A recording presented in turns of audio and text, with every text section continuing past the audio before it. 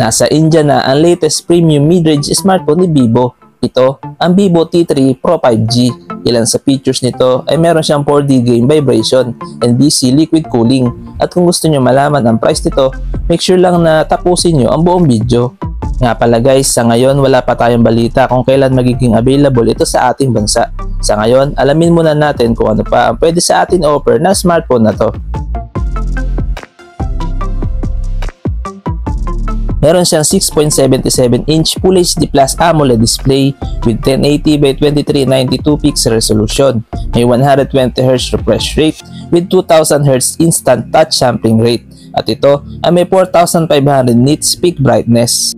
Ang Vivo T3 Pro 5G ay may operating system na PanTouch OS 14 based on Android 14 with Qualcomm Snapdragon 7 Gen 3 4nm chipset na may Adreno 720 na GPU.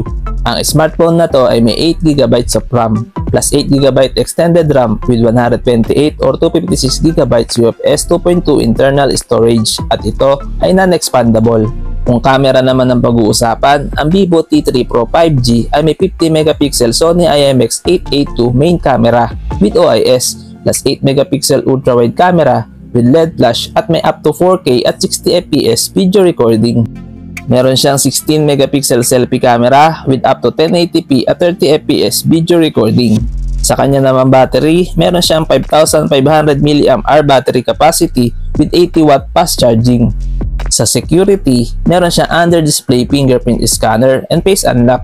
At ito ay may dual stereo speakers. Sa dimensions, meron siyang 163.7 by 75 by 7.5 or 8.0mm at may timbang ito na 184 or 190 grams with IP64 dust and water resistance at ito ay may dual SIM.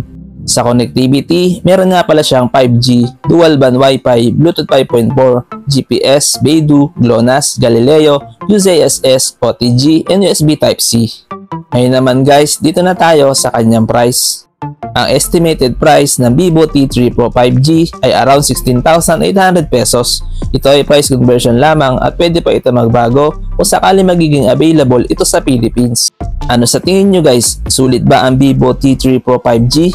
Please comment down below.